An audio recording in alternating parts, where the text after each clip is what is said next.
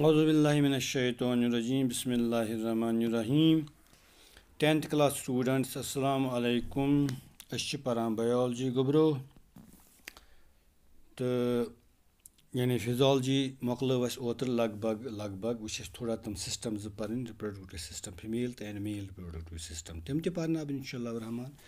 तो सह तम ब्रो तुजा मे पे एनवायरनमेंट यूनिट एनवायरनमेंट एनवायरनमेंट क्या गो कम factors physical factors biological factors पे वे डिकम्पोजर्स कम गए प्रोड्यूसर्स कम गए कंज्यूमर्स कम गए पे वे बायोडिग्रेडेबल तो नॉन बायोडिग्रेडेबल वेस्टस गए नेरान तम कम गए तो ये वे नॉन बायोडिग्रेडेबल वेस्टस खतर मुजिर तो बायोडिग्रेडेबल वेस्टस खतर फायदेमंद हे खाद त बनित तो अम पे ब्या टर्म एनवायरनमेंटस मज इकोसिस्टम वनान इकोसिस्टम लिखान the functional unit of environment कह तर मे फिक्र तुम ब्या वन ब्या definition. The interaction between biotic and abiotic factors of the environment is known as ecosystem. यानी interaction जिंद माहौलस तो मर्द माहौलस जिंद फैक्टरन तो मर्द फैक्टरन पन interaction पत् सह जिंद माहौल सह जिंदगी चलन सह गई ecosystem वहीं तो तोर तुम फिक्र कहें मिसाल तुझ बच्चु रोजान खानू रोजान बच्चा खानो very good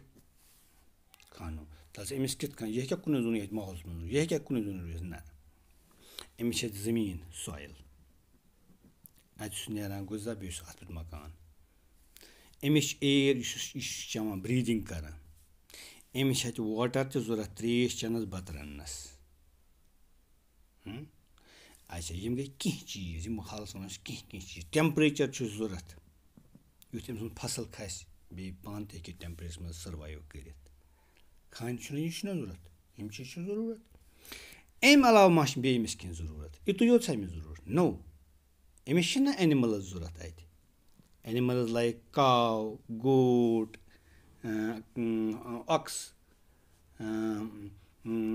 sheep Yemen नश Amish कह ना कह पेवान तीरस नश पेस ये जरूरत गो नश पेस दोद जरूरत दान वायन खतर जरूरत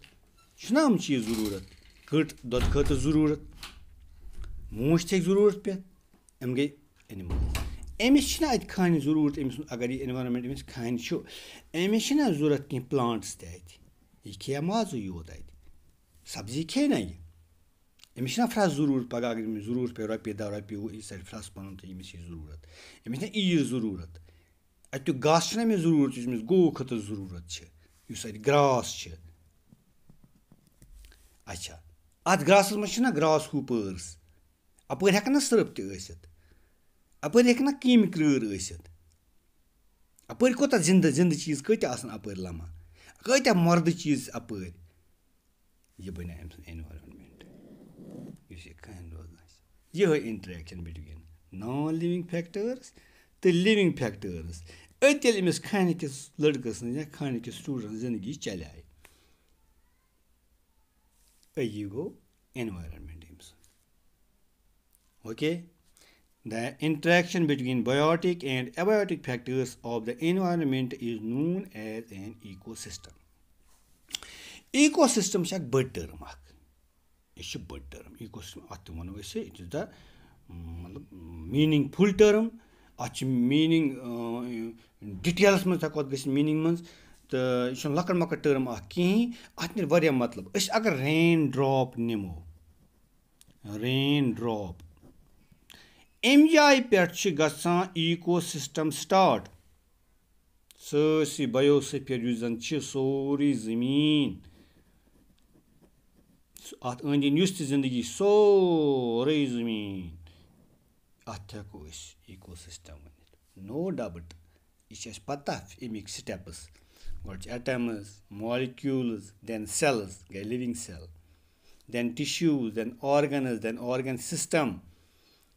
ऑर्गन सिस्टम वो आपके यहाँ नहीं है आपके साइंस में नहीं है मैं आपको यूं ही बता रहा हूँ लेकिन होना पता होना चाहिए organ system individual population community अच्छा, फिर डिफरेंट कम्युनिटी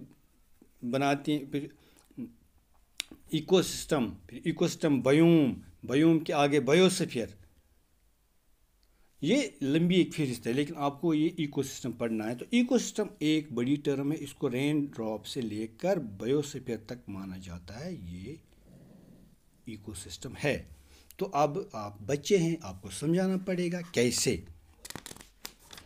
देखो कैसे कैसे इकोसिस्टम हो सकते हैं। पॉन्ड इकोसिस्टम हो सकता है, पॉन्ड इकोसिस्टम। कुछ मिसालें देता हूं, कुछ मिसालें। River ecosystem, river ecosystem, grassland ecosystem, grassland ecosystem. अच्छा, सूर्य कहीं दिमो प्रैक्टिकल ते अच्छा ये क्या पैडी फील्ड्स, पैडी फील्ड्स, यह बड़ी बड़ी फील्ड, पैडी फील्ड,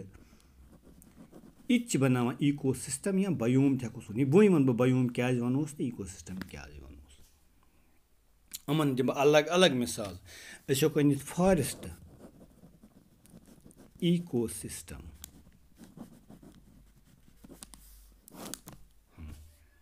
वुच तो यह पौंड इकोसिस्टम या वेल। पौंड गो तालाब, तालाब या वेल गो क्रूर। इकोसिस्टम अत मे निच गाड़, अत मे बज गाड़, अत मे गाड़ो अलावा बाकी केम क्रूर ते, अत मे एल्गी, अत मे प्लैंकटॉन्स, तम फाइटो प्लैंकटॉन्स या zooplanktons. Planktons are the minute organisms or microorganisms which flow along with the flow of current, which go along with the flow of current। वो खुद नहीं जा सकते हैं कहीं, जहाँ करंट चले वो चले जाते हैं, ये गुज़ा बनता है वहाँ। प्लैंकटॉन्स एल्गी पे पलते हैं, तो प्लैंकटॉन्स को छोटी मछली खा जाती है पानी के ज़रिए से, तो छोटी मछली को बड़ी मछली खाती है, वो अलग हम पढ़ेंगे। लेकिन जो हम पॉन्ड इकोसिस्टम है, क्या इसमें ज़िंदा चीज़ें नहीं हैं? छोटी छोटी मछलियाँ हैं, बड़ी मछलियाँ हैं, कीड़े हैं, मकोड़े हैं, अच्छा प्लैंकटॉन्स हैं, एल्गी है। तो इसी पॉन्ड इकोसिस्टम में सॉइल नहीं है नीचे, तो कन छना तत, कन छना हवा छना मौजूद, तो टेम्परेचर थोड़ा तो पेवान, यम चीज़ बनो ना पॉन्ड इकोसिस्टम, बने ना लिविंग तो नॉन लिविंग फैक्टर्स। रिवर आज ये लिविंग तो non living factors, water, dissolve oxygen, temperature, गाड, केमि, क्रूर, वदर, क्रोकोडाइल, ग्रासलैंड इकोसिस्टम। अच्छा घास जिंद, अच्छा जानवर खेवान घास मज कह जिंद, अच्छा ग्रास हूपर्स हम जिंद, अच्छा इंसेक्ट्स हम जिंद, अच्छा मेज पे खोतमुत यह घास यह मर्द, अच्छा हवा यह मर्द, यह एबायोटिक, अच्छा यह टेम्परेचर, यह ग्रासलैंड इकोसिस्टम। पैडी फील्ड यह वो तुम पन पैडी फील्ड, ये दान क्या दान हज खेत बड़ पार पे बराबर खून तन, अच्छा पैडी फील्ड, अच्छा दान खसान, अच्छा लकट लकट केम तम दादव मी टकम टुज अच्छा कुल, अच्छा बाकी चीज, अच्छा टेम्परेचर, अच्छा हवा, अच्छा आब, paddy paddy field Eeco, forest ecosystem. अच्छा बड़ बड़ गन गन कुल, घनी घनी झाड़ियाँ, वारिया एनिमल, बहुतात एनिमल, सू, हाबोत, पंज, वंदर, क्या थन यमो बनो फॉरेस्ट इकोसिस्टम। वन वही क्या बयोम, आ बयोम ते वन सह कहें, मगर तोत गस पता आसन बयोम। बयोम वन तथ चीज़स ये इकोसिस्टम 5, 8, 10, 20, 30, 100 रल अक्सी जाए,